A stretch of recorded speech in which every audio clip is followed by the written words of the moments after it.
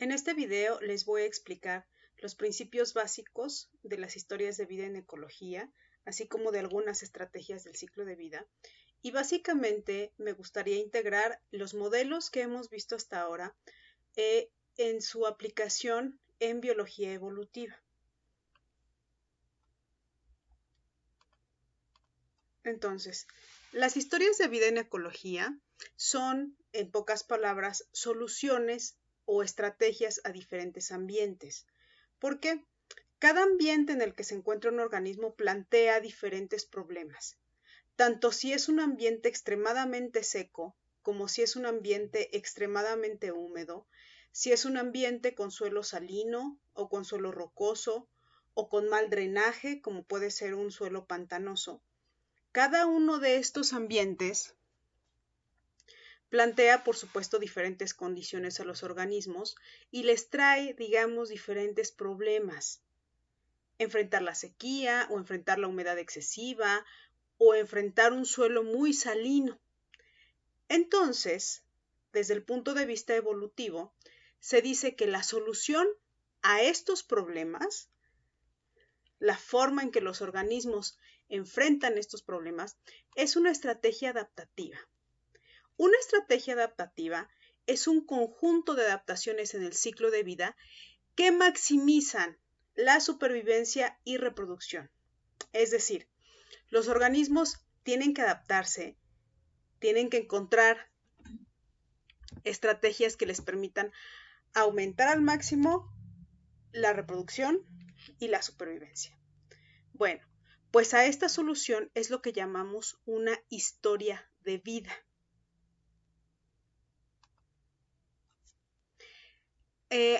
Desde el punto de vista de la adecuación, en la vida de un organismo hay solo dos eventos que son importantes, y esto lo habíamos visto desde los ciclos de vida: la reproducción y la muerte, o bien la supervivencia. Es decir, cuánto se reproduce un organismo y hasta cuándo puede sobrevivir. ¿Por qué son importantes estos dos? Porque la supervivencia nos habla de cuánta progenie va a dejar a la siguiente generación, y la muerte o la supervivencia, que son complementarias, que son dos caras de la misma moneda, nos van a decir hasta cuándo puede vivir un organismo. Entonces, como habíamos mencionado, la historia de vida es la combinación de estas características del ciclo de vida que son favorecidas por selección natural, que son favorecidas dependiendo del ambiente en el que estén los organismos. Estas características del ciclo de vida son muy importantes en precisamente describir las historias de vida. Los atributos de historia de vida son detalles de estos eventos de supervivencia y de reproducción, y los vamos a poder representar como aspectos numéricos y cuantitativos, o sea, pueden ser medibles o pueden ser contables. Estos aspectos pueden presentar variación interespecífica, es decir, es decir, entre especies o dentro de una misma especie. Cuando la variación es dentro de una misma especie, esta variación puede ser incluso dentro de una población o entre poblaciones. Esto quiere decir que podemos tener poblaciones de la misma especie con diferentes atributos de historia de vida. Algunos ejemplos de atributos de historia de vida son estos: edad a la primera reproducción, que también llamamos edad a la madurez, es decir, cuánto tiempo pasa desde que un organismo nace hasta que es capaz de reproducirse. También está la longevidad total de un organismo, cuánto tiempo dura, cuánto tiempo es capaz de sobrevivir el organismo de una determinada especie o de una determinada población. Modo y la frecuencia de reproducción. Recuerden que habíamos visto que en plantas se utilizan los términos semélparo o iteróparo para decir si una planta se reproduce una sola vez en su vida o tiene varios eventos reproductivos a lo largo de su vida. Otro atributo importante de la historia de vida es la fecundidad, es el número de crías o el número de semillas que tiene una planta. También es importante si existe cuidado parental, es decir, si hay convivencia entre los padres y entre los hijos, y esto tiene que ver pues con la supervivencia, porque generalmente las especies con cuidado parental tienen una mayor supervivencia de las progenies en primeras edades, mientras que cuando no existe cuidado parental, los recién nacidos, los individuos que recién nacen e ingresan a la población, tienen unas tasas de mortalidad muy altas. Otro atributo de historia de vida es la viabilidad de la progenie, es decir, de todos los hijos que se producen en una camada o en un evento de reproducción, o de todas las semillas que produce un árbol en una temporada de reproducción, ¿cuántos de ellos son viables? Porque hay muchas especies que pueden producir muchísimas semillas o muchísimas crías, pero no todos son viables, no todos tienen las características para sobrevivir e incorporarse como adultos a la población. Entonces, estos son algunos ejemplos de atributos de historias de vida. Son algunos de los más estudiados, pero en realidad los atributos de historia de vida son muy, muy extensos. Ahora, ¿cómo vamos a estudiar las estrategias de historia de vida de los organismos? Por un lado, tenemos que definir características biológicas importantes. Esto tiene que ver con el conocimiento de la especie que logremos tener. Debemos ser capaces de representar estas estrategias en forma matemática. Recuerden que habíamos dicho que estos atributos deben ser medibles o deben ser contables. Debemos tenerlos representados de manera cuantitativa. E incluso también podemos deducir predicciones de los modelos matemáticos que están definidos por la teoría. Es decir, que a partir de un modelo matemático podemos tener diferentes predicciones de lo que estamos midiendo en la realidad.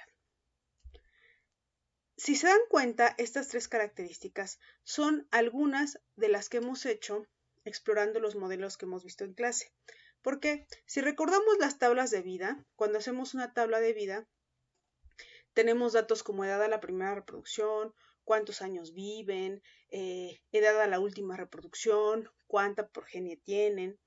E igual cuando comparamos los diferentes ciclos de vida de una planta anual contra una planta de una anual iterópara contra una que es iterópara continua, pues tenemos igualmente una comparación muy clara de estos eventos reproductivos, si lo hacen una vez en su vida o lo hacen varias veces.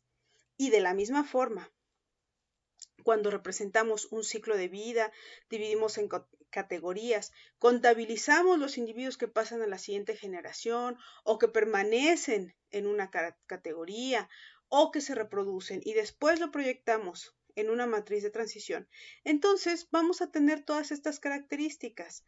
Vamos a deducir predicciones de los modelos matemáticos, las representamos de forma matemática y bueno, son características biológicas importantes. ¿Esto qué quiere decir? Que la ecología de poblaciones nos brinda información muy importante que puede ser utilizada en también cuestiones evolutivas.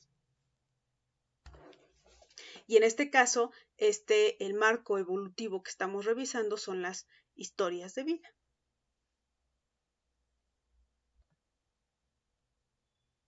Bueno, retomando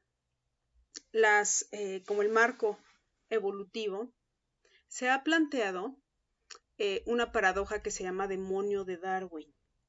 Entonces, Darwin planteaba que un demonio evolutivo debería reunir las siguientes características: que una vez que nace, sería capaz de reproducirse.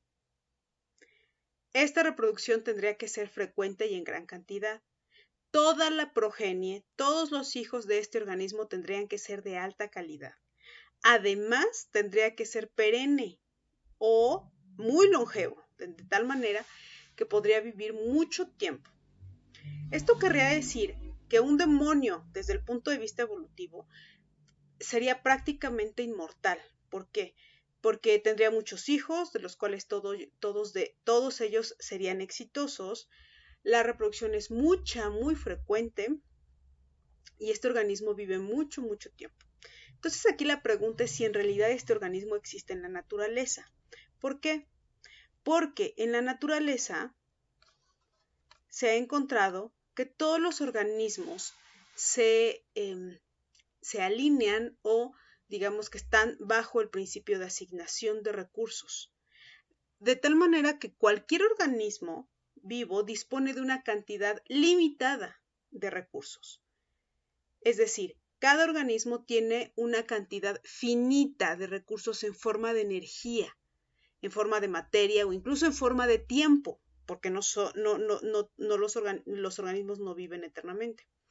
Y entonces destina una fracción del total a cada una de sus actividades. Es como si esta energía o estos recursos o esta materia de la que dispone cada uno de los organismos vivos pudiera ser dividido como si fuera un pastel. Entonces cada una de las rebanadas va a ser asignada a una actividad distinta. Entonces va a haber un momento en que ese pastel se acaba porque es limitado y por lo tanto no cumpliría con todas estas características que habíamos dicho del demonio de Darwin.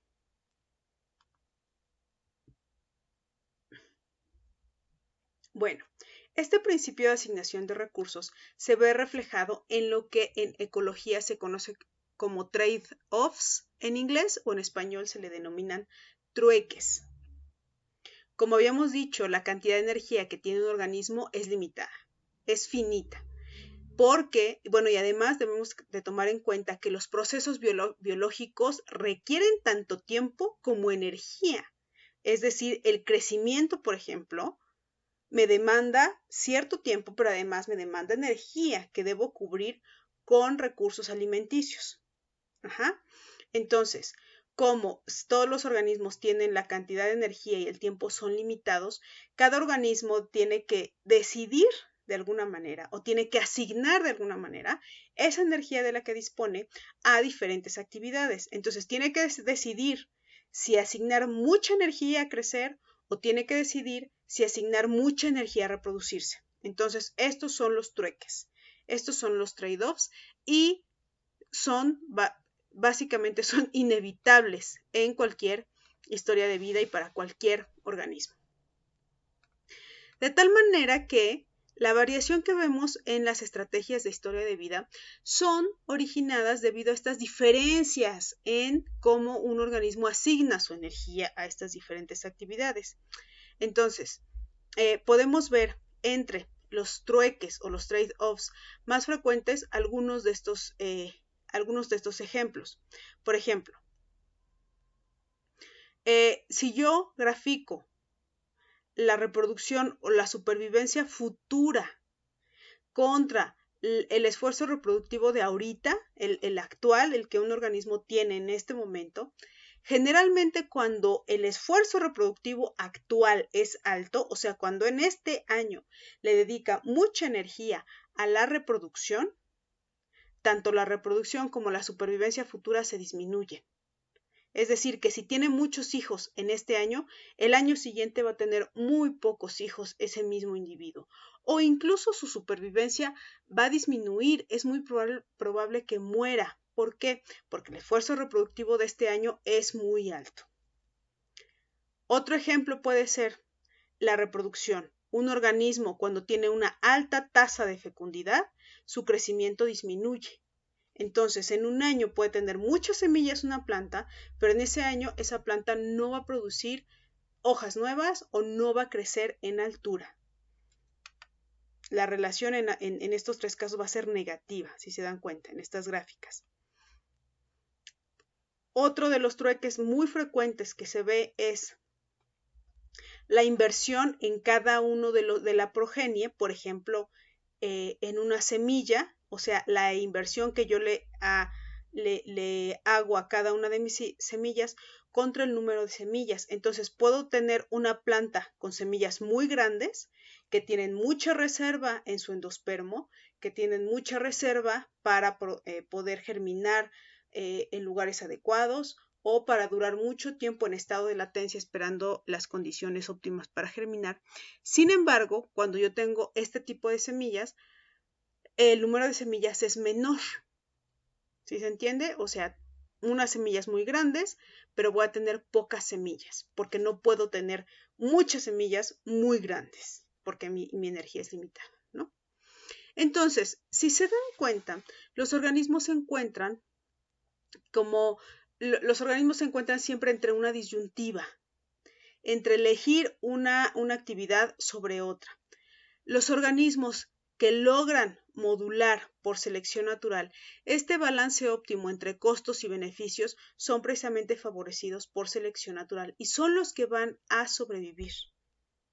Entonces recordemos que la solución óptima, o sea, la historia de vida, es diferente en diferentes ambientes.